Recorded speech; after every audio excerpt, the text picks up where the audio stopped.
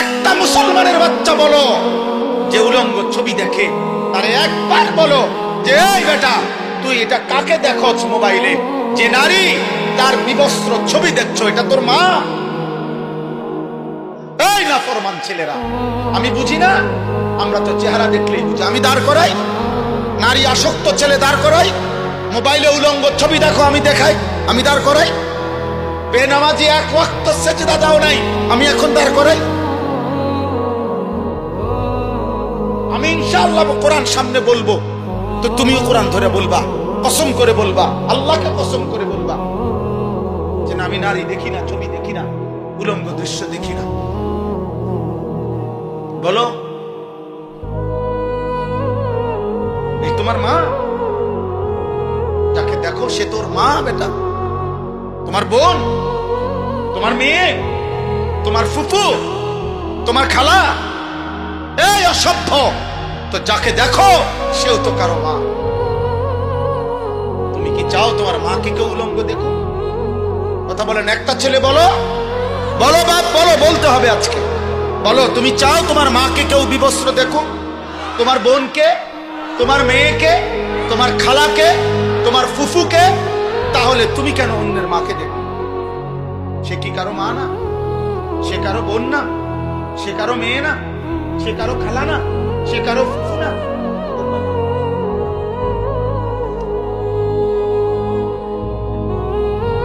তোমার রক্তে ইনসান নাই? তুমি মানুষ না? তুমি পশু? আল্লাহর নবী সাল্লাল্লাহু আলাইহি সাল্লাম এই কথা বলছেন।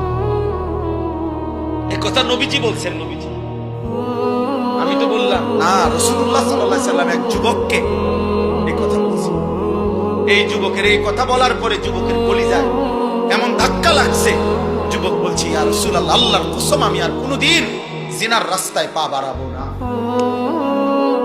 নবী তখন তার জন্য তিনটা দোয়া করে দিয়েছিলেন, আল্লাহুম্মা গফির যামবাহু ওয়া তাহহির কলবাহু ওয়া হাসসিন ফারজাহু। আল্লাহ আমার এই যুবকের গুনাহ মাফ করে দেন, আমার যুবকের অন্তর পবিত্র করে দেন, আমার যুবকের লজ্জাস্থানকে পাক করে দেন।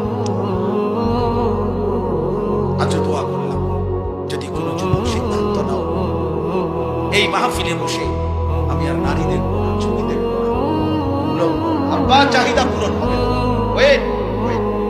তোমার বাবা দাদা পূর্বপুরুষ বিবাহের মাধ্যমে এইভাবে আসছে, তুমি এক বিবাহিত মায়ের সন্তান। আরে বেটা, তোমরা যারা অস্থির ছবি আর নারী উলঙ্গ নাচ গান দেখো, তো তুমি তার থেকে কি চাও? সুযোগ পাইলে তুমি তা করতা, এই তো। তাহলে সুযোগ পাইলে জিনা করতা।